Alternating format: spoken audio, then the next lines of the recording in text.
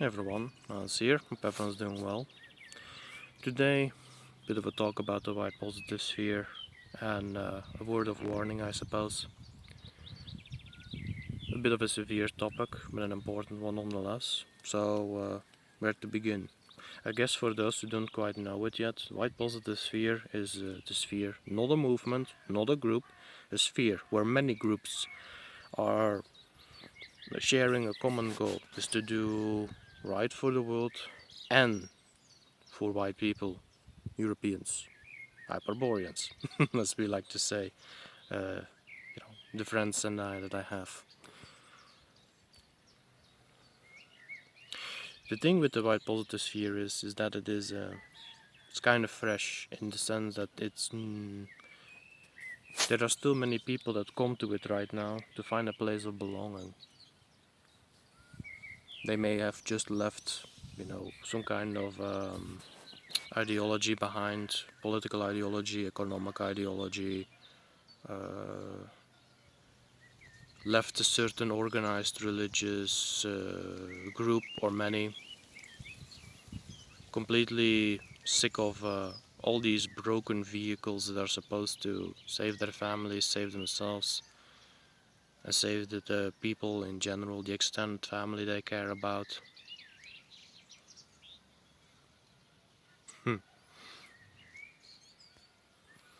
And they are usually desperate, they're tired, they are, what else could you call it?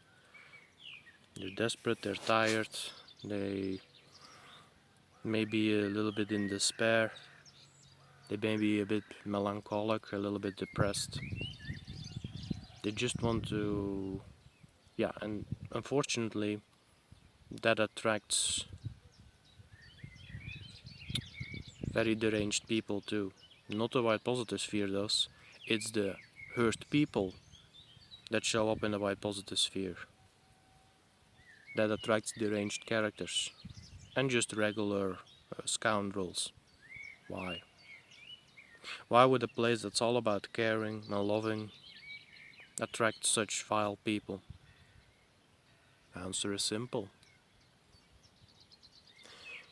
They are there because there is many vulnerable people to take advantage of. Am I the first one who brings this topic up?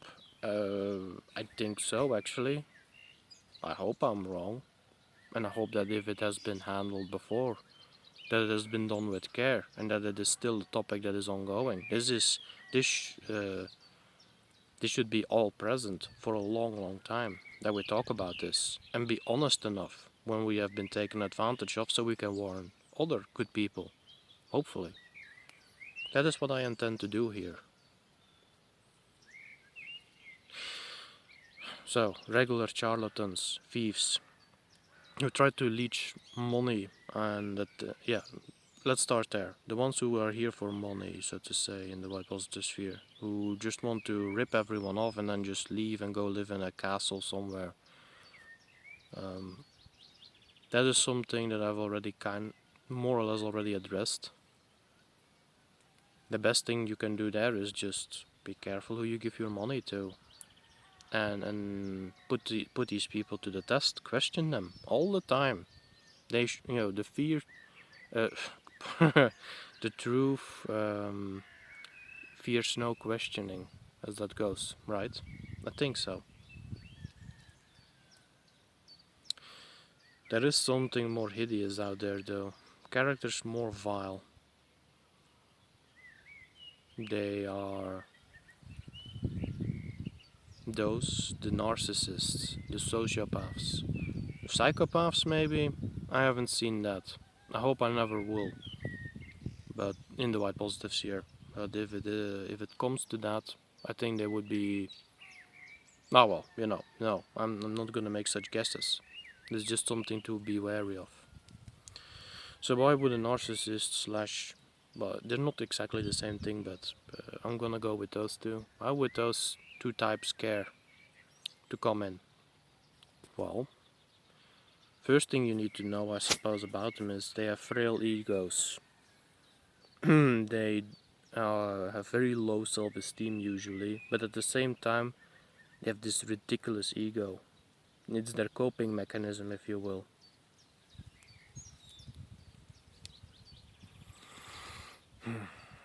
And what is part of their coping mechanism to feel good about themselves for just a few minutes or maybe for just a day, I don't know what the exact span is that they'll show up like they're hot stuff in the white positive sphere, and they'll start trying to attract attention to themselves. Cunningly, mind you, deceitfully, whereas it just looks like they're just reaching out to have friends. That is not what it is about.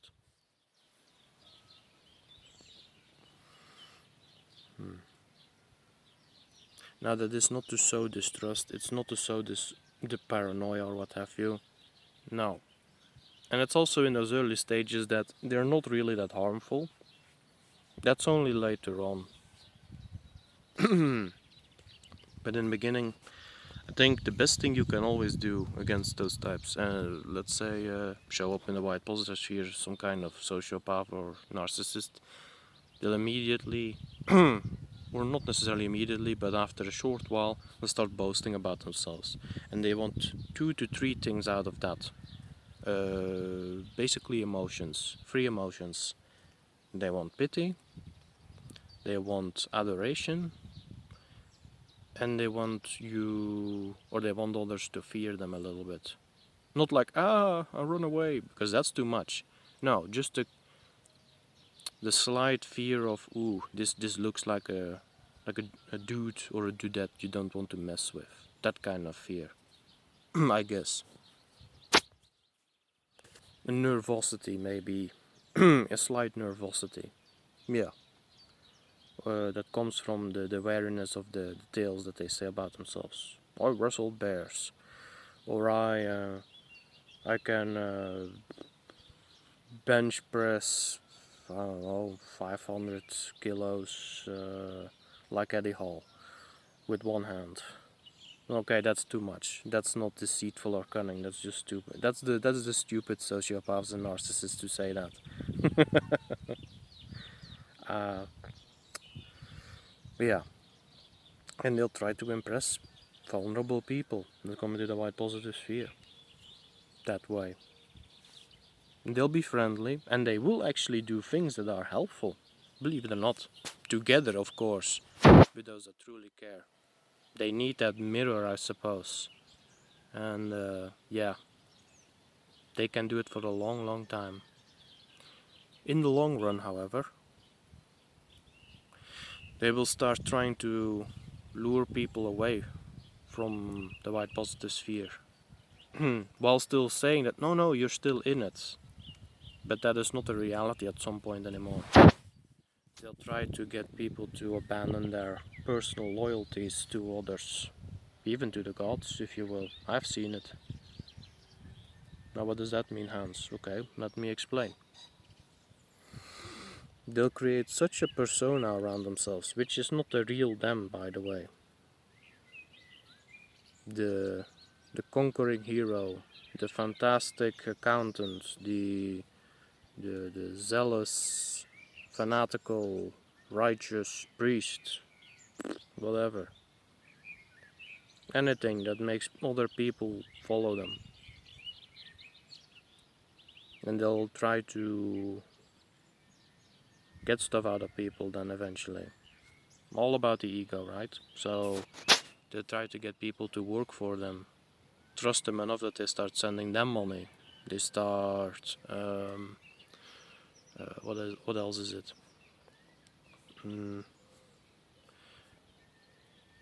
Yeah, send them money. Maybe even when it gets truly deranged in the end, try to go to bed with spouses of people involved and break up relationships as such. They'll try to make people. They'll try to get friends to. Oh, excuse me. They'll try to get friends to start bickering with one another. keep themselves as the main focus for both guys, or one of them. They'll try to keep those that are useful to them around. Build out a cult essentially. If you're an excellent artist, for example, and a sociopath or a narcissist will see that the greater world around responds well to that art, the sociopath or narcissist will say, oh, I want to keep that one on the leash. But how do I keep him on the leash? This guy has family, he has friends. There may come a point in time when he's gonna choose them and not me, so I need to break those relationships, is what they think. It's horrible. But that's what they will do. They almost can't help it, I suppose. Well, they can't help it, they can just buzz off and stop doing that. But their ego, they just won't do it. If you're a great storyteller, they will try to convince you to tell stories about them. That's also the thing, like an artist will eventually end up making art about the sociopath or the narcissist. The storyteller will have to tell stories about the narcissist or sociopath, etc., etc. You kind of see the pattern in that. And I've seen it come to such a crazy point, as I just mentioned, that, well, crazy. They'll even try to dislodge loyalties from the gods. As I have been personal witness to. It's something along the lines of, let's say you have a person to whom the Dagda is a very important deity. The Dagda, for those who don't know, Celtic deity, is kind of a cook. Is the good god also. It's one of his nicknames. Very welcoming, unless people take advantage of him. A bit of a brewer, of a cook, and all that good stuff. Hospitality seems to be his thing a lot. I don't know too much about him, but seems like a very jolly fellow. So, excellent example, I believe. And it's this deity inspires someone to socialize. This deity inspires a person to become a great cook. This deity inspires someone to really understand the importance of friends. Now, here comes the thing. The sociopath or narcissist will see that and say, this is a great cook, and I want my cult. My cult needs to eat. They will be eating predominantly water and bread, but the sociopath and narcissist, they like to eat themselves too, right? And of course, the best of the best for them. So they want to steal the cook. But the Dagda inspires them to be social. We can't have that, can we now? Because then they may meet other people. And that may mean that they may leave at some point, or cook for them.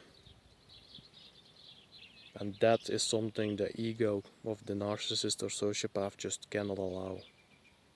Because they are the most important person on the planet, right?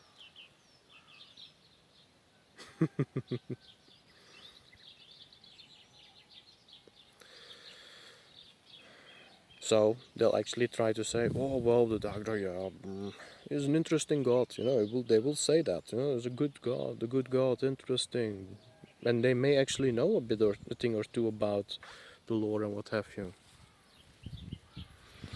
But then after a while, you start seeing the grinding, the wearing down. It's like, I actually discovered something else about him. There's actually a bit of a dark side to him or some such. Kind of depends what, let's say, the individual that I'm describing, the cook person, has a certain personality type, and now the narcissist or sociopath will make a work of it that they will try to make the Dagda look hideous.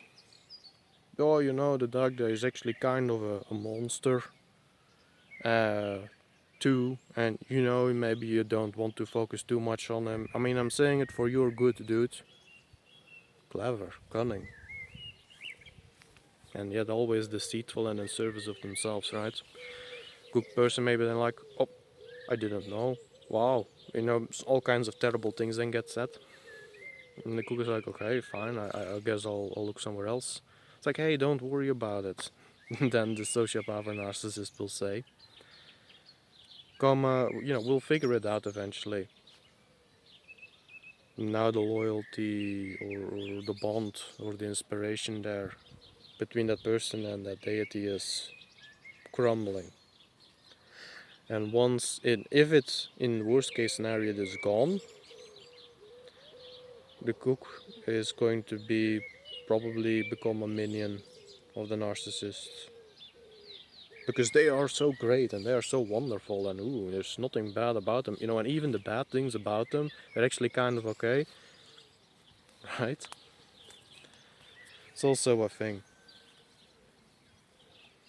In my personal experience in dealing with such types, they will actually have moments of honesty where they will actually say what they are, describe themselves as the hideous beings they are. But it's just done in such a way that you think that, he's just saying that because uh, he's in pain, he had a rough childhood or whatever, and he says these things, but he really shouldn't say those things because he does a lot of good stuff, so that must mean he's a good guy. It's that, yeah, it's also a big one. Feasting off on that European naivety, that white naivety, the naivety of the white race. It's a thing.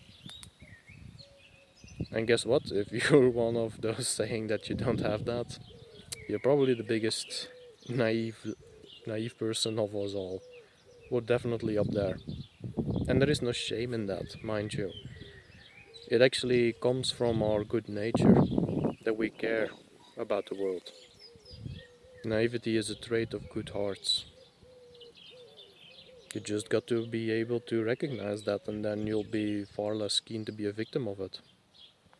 I would like to think. So what else? What else do they do?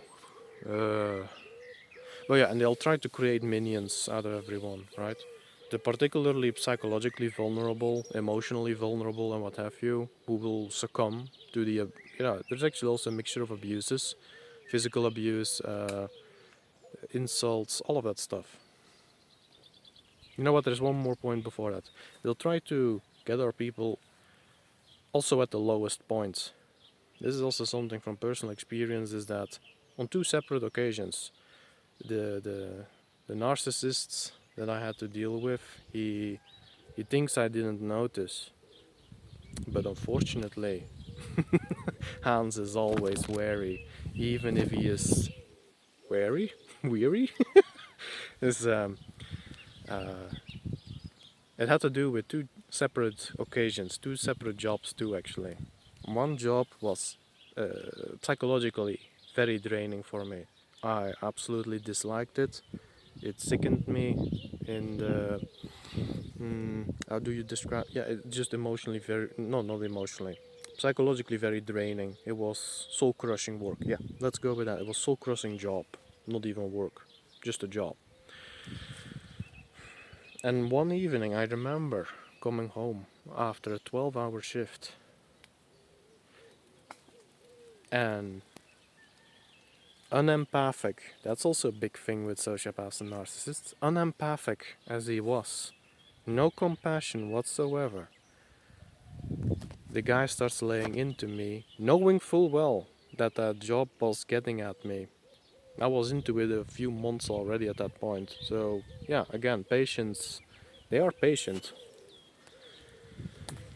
Started insulting me, accusing me that I wasn't doing enough.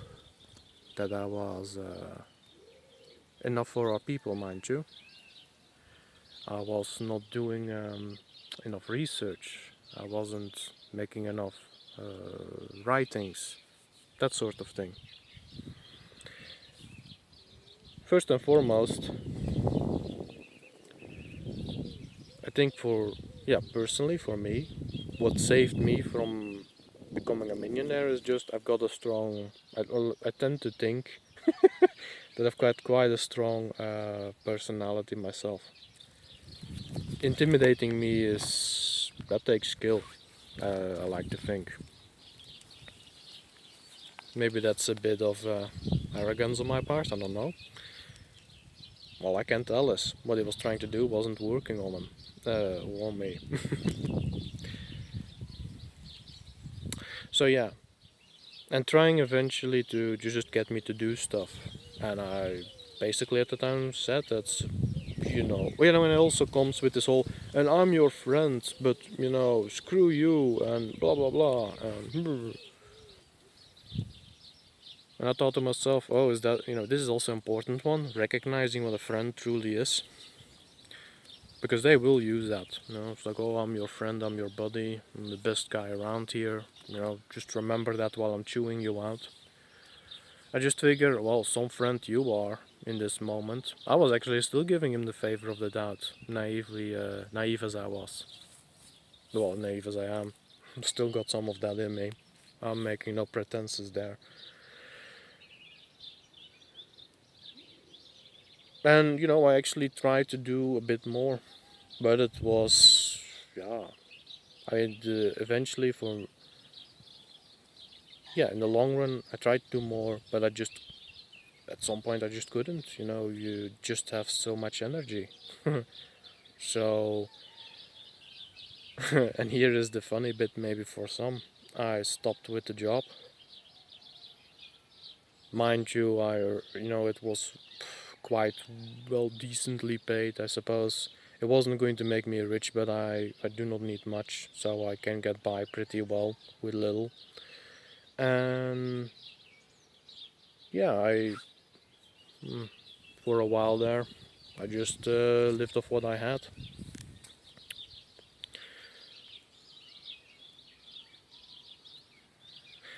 That allowed me to free up some mental and physical energy to get back into writing stories and all of that other stuff that I like, making videos, thinking about the world a little bit more again. And I left it there. But then a second time, not too long ago from now, he tried it again. He tried it again, same as before.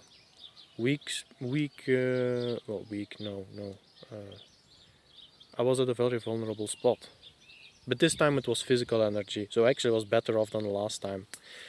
And he does exactly the same thing. We use different words, but I am pretty good at recognizing patterns.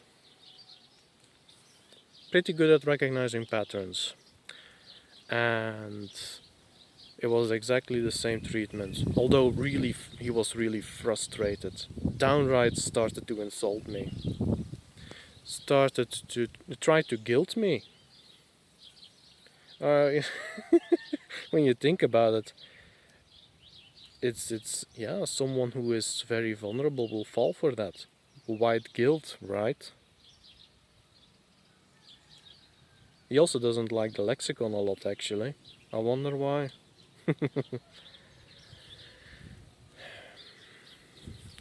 Yeah, and at that point I just decided, and I still thought that he was actually a good guy. I've known him for years now, talked almost daily. And I'm not saying that it was all horrible. There was many genuine moments where a lot of good was being exchanged, a lot of good stories were being exchanged, very good ones. Historically, you're coming right out of our ancestors' mouth almost. Or mouths. And a lot of deep thoughts, a lot of exchange of information.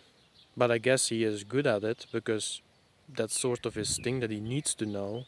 That's his angle to sway people.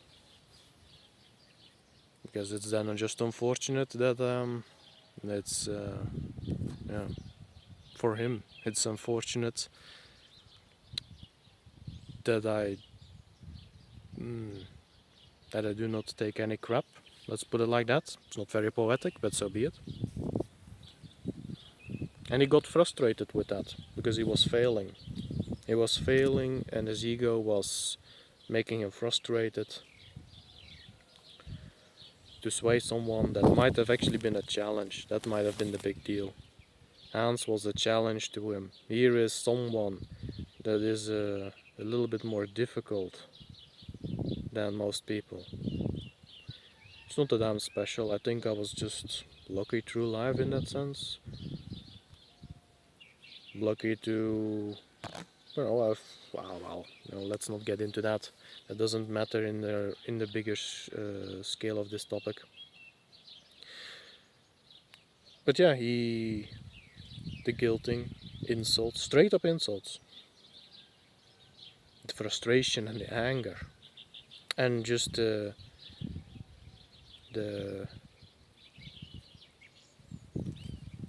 unrelenting self-righteousness, although there is nothing righteous about what he was doing.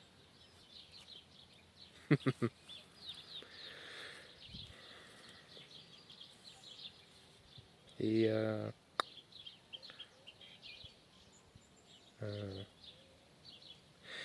he left the field together with his minion, the one person that is his victim but also his accomplice. Saddening, really. It's yeah, but that's yeah. Why do I bring all of this up now? It's because it's probably happening in more places in the white positive sphere. And I've got to end the video now. I apologize, I could go on for another hour easily, I think. But there's only so much. But I'll make a part 2 if it's interesting enough. On this one though, people, if you've watched this video, I usually do not ask this, but this one, very important to me, but I think to everyone. And this needs to become a common topic. For me, the ideal is that every month, at minimum, there's like 5 videos about this topic. But genuine, no nonsense, and that we can actually, get rid of the excise the tumors, if you will, as any healthy body requires to sustain itself and be healthy.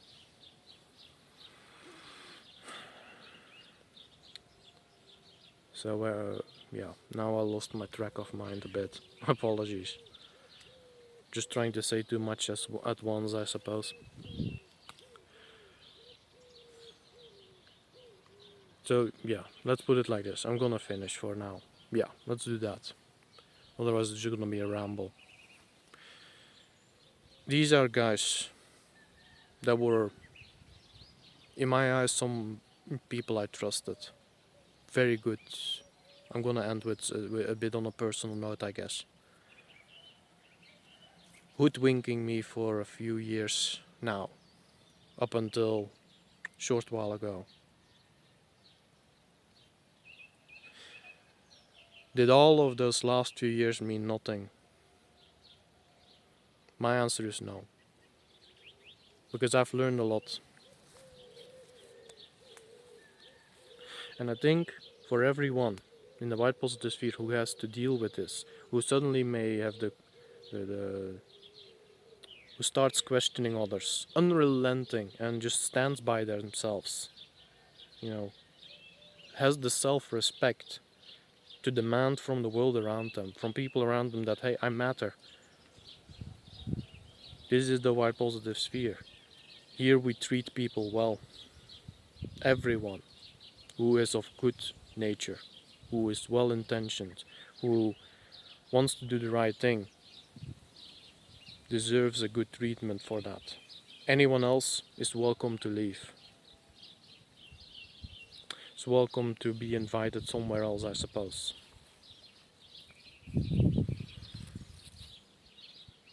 That is, yeah, that is something that needs to happen.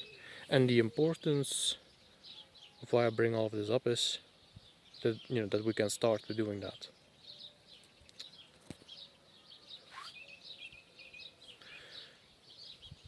As far as to end the personal bit, I'm still gonna do the right thing at the end of the day. I'm not here for myself alone. If I get something good, which I have, which is friends, which is people I can still trust. That is the world to me. To be able to talk to you, people that, to you, person that may care, and maybe help you come to some insights that will help you further on in life. That matters. I have to end it now, otherwise the timer is gonna bite me. Part 2 may come. Not immediately, but after a while. Yeah, I'm gonna leave it here. Sorry for the jumble of an ending, but so be it. You all have a good one and bye bye.